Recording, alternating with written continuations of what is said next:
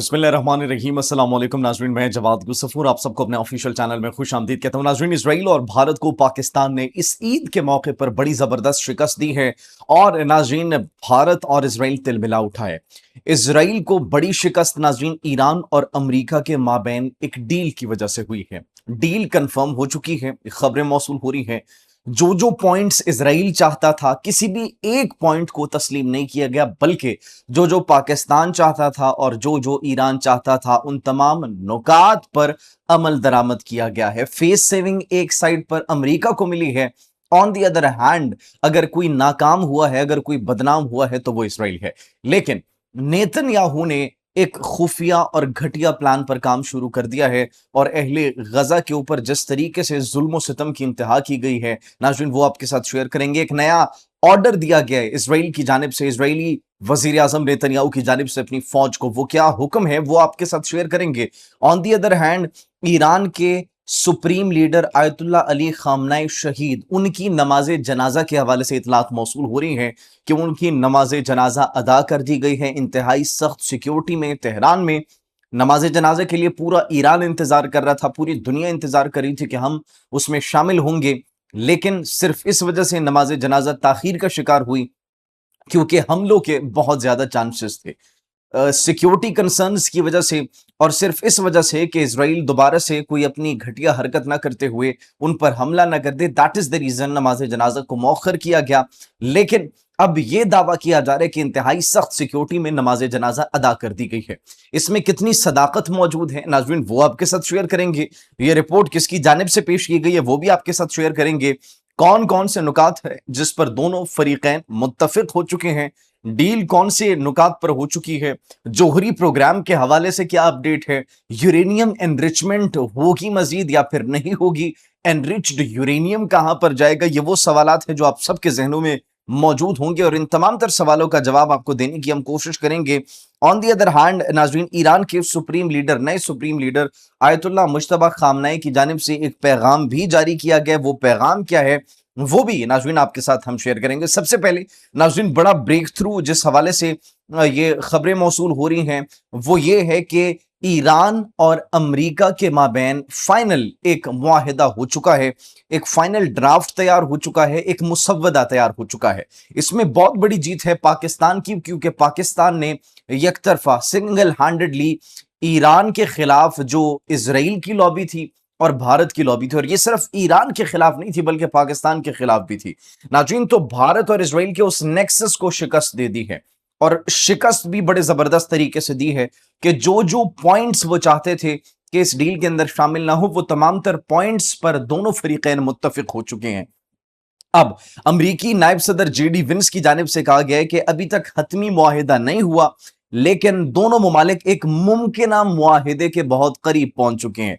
नाज़रीन, the guardian, बरतानवी अखबार the guardian की जानिब से यह दावा भी किया गया कि डोनाल्ड ट्रंप ने ईरान के साथ जो मुसव्वदा फाइनल ड्राफ्ट तैयार किया है उसकी कॉपीज इत्तेहादियों को और इसराइल भिजवा दी है, जिसकी वजह से नेतन्याहू तिलमिला उठाए।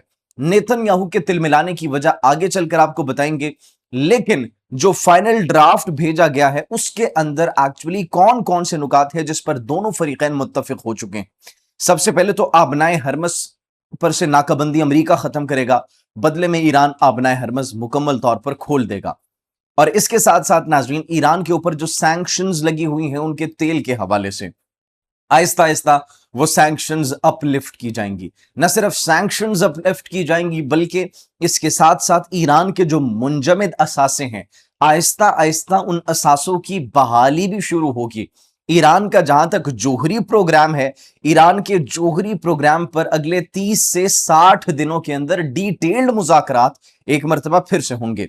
जहां तक बात है ईरान की यूरेनियम एनरिचमेंट की, ईरान ने कहा है कि यूरेनियम एनरिचमेंट उनके पास ही रहेगा, लेकिन अब कोई थर्ड पार्टी श्योरिटी देगी कि ईरान एटमी हथियार नहीं बनाएगा। ऑल्दो ईरान खुद ये कह रहा है, लेकिन किसी पार्टी को या तो एटमी हथियार न बनाने की गारंटी देनी पड़ेगी, या फिर ईरान जो है वो खुद उस एनरिच्ड यूरेनियम को तल्फ कर देगा। तो ये इस वक्त खबरें जेर गर्दिश हैं और ये इस वक्त कहा जा रहा है कि ऐसी प्रोबेबिलिटीज दिखाई दे रही है, लेकिन हतमी मुआहिदा जब डोनाल्ड ट्रंप और आयतुल्लाह मुश्तबा खामनेई ईरान और अमेरिका के माबैन होगा तभी ये सारे पॉइंट्स मजीद आ सकेंगे। फिल वक्त ये पॉइंट्स हैं जिनके मुतालिक बहस की जारी है। अब नाज़रीन, ईरान के एटमी प्रोग्राम को ये कुछ नहीं कर सके, उनके long range ballistic missile program को ये कुछ नहीं कर सके, उसके बाद ईरान के जो लीडरशिप है उसको ये कुछ नहीं कर सके। ये तीनों चीजें भारत और इजराइल चाहता था कि चेंज हो, लेकिन इन तीनों में नाकामी हुई है इजराइल को।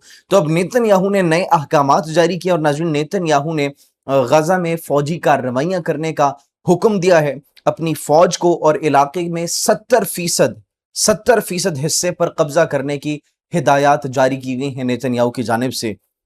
मगरिबी किनारा जो है West Bank, occupied West Bank, तो नाज़रीन वहां पर एक गैर कानूनी इजरायली बस्ती में उन्होंने खड़े होकर प्रेस कॉन्फ्रेंस की और उस प्रेस कॉन्फ्रेंस के अंदर उन्होंने ये ऐलान किया कि तकरीबन 70% जो एरिया है उसको कब्जे में ले लिया जाए। इजरायली फौज को उन्होंने अहकाम जारी दिए। अब आपको ये चीजें मजीद अनफोल्ड होती हुई दिखाई दे रही होंगी कि जंग एक तरफ खत्म हो रही है, लेकिन अब चूंकि ईरान के एंड से उनको बिल्कुल भी उम्मीद खत्म हो चुकी है कि दोबारा अमेरिका उस पर हमला करेगा, और अकेले उनके अंदर हिम्मत नहीं है इजराइल के अंदर कि वो हमला कर सके ईरान पर, इसीलिए उन्होंने गजा के अंदर अपनी कार्रवाइयां बढ़ाने के अहकाम जारी कर दिए। क्योंकि नेतन्याहू को अपने इख्तिदार को बचाने के लिए, अपनी कुर्सी को बचाने के लिए जंग प्रोलॉन्ग करनी पड़ेगी, और वो चाहे ईरान के साथ हो, चाहे गजा के साथ हो, चाहे लबनान के साथ हो, चाहे यमन के साथ हो। लेकिन लबनान भी अब चूंकि इस जंगबंदी का हिस्सा है तो इसीलिए अब उनके पास और कोई ऑप्शन नहीं बचा, और गाजा के अंदर उन्होंने अपनी फौज को 70% तक हिस्से पर कब्जा करने की हिदायत जारी कर दी। ये खुद उनकी रिपोर्ट से, ये बात हम खुद से नहीं कह रहे, ये खुद उन्होंने प्रेस कॉन्फ्रेंस के अंदर ऐलान किया है। नाज़रीन, ऑन दी अदर हैंड एक और बड़ी खबर मौसूल हुई और वो बड़ी खबर ये बरतानवी अखबार द टेलीग्राफ की जानिब से यह दावा किया गया है कि ईरानी सुप्रीम लीडर जो शहीद हुए थे 28 फरवरी को अमेरिका और इजराइल के हमले में, आयतुल्लाह अली खामनेई शहीद, उनकी नमाज जनाजा तेहरान में इंतहाई सख्त सिक्योरिटी में अदा कर दी गई है। और उन्होंने कहा कि उसके अंदर उनके सिर्फ फैमिली मेंबर्स मौजूद थे, बड़े महदूद पैमाने पर इसको मुनक्किद किया गया। लेकिन यहाँ पर नाज़रीन अब सवाल भी कुछ बनते हैं और इससे हमें मजीद जो सिचुएशन है वो क्लैरिफाई होती हुई दिखाई देती है, मजीद क्लैरिफिकेशन हमें नजर आती है। क्लैरिफिकेशन किस तरीके से, और हमें जो सिचुएशन है वो बड़ी साफ इसलिए नजर आती है क्योंकि अगर बरतानवी अखबार की जानिब से यह दावा किया जा रहा है कि उनकी फैमिली मेंबर्स जो थे, ईरानी supreme leader Ayatollah Ali Khamenei शहीद के फैमिली मेंबर्स ने और उनके जो करीबी साथी उन्होंने इसमें शिरकत की, इसका मतलब यह है कि ईरानी supreme leader current Ayatollah Mojtaba Khamenei recover कर चुके हैं, और वो रिकवर होते साथ ही उन्होंने बड़े ये अहम जो फरीजा है ये सरअंजाम दिया अपने वालिद की नमाज जनाजा का। तो अब तक ईरान के हवाले से उनकी गवर्नमेंट ऑफिशियल्स की जानिब से, पासदारान इनकलाब की जानिब से कोई आसत स्टेटमेंट सामने नहीं आई, लेकिन यह कहा जा रहा है कि तेहरान के अंदर उनकी जो नमाज जनाजा है वो अदा कर दी गई है। उनके रुफ़क़ा मौजूद थे, आला सरकारी ओहदेदार मौजूद थे, फैमिली मेंबर्स मौजूद थे, तो उनको इंतहाई सख्त सिक्योरिटी हसार में ये नमाज जनाजा उनकी अदा कर दी गई क्योंकि सिक्योरिटी कंसर्न्स काफ़ी ज़्यादा थे। खैर, अभी इसका जो है वो इसकी तस्दीक होना बाकी है ईरानियन मीडिया की जानिब से, ईरानियन ऑफिशियल्स की जानिब से। इसके साथ साथ नाज़रीन अगर देखा जाए तो ईरान के सुप्रीम लीडर का बयान भी सामने आ चुका है, आयतुल्लाह मुश्तबा खामनेई। उन्होंने ये कहा है कि दुश्मन मैदान में शिकस्त की तलाफी और ईरानी कौम को घुटने टेकने पर मजबूर करने के लिए इंतशार फैलाना चाहता है।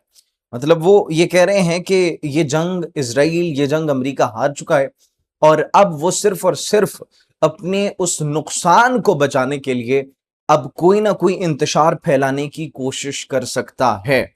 जिस तरीके से हमने आपको बताया कि 70% इलाके पर कब्जा करने के अहकामात जारी किए गए, on the other hand military movements भी दिखाई दे रही हैं।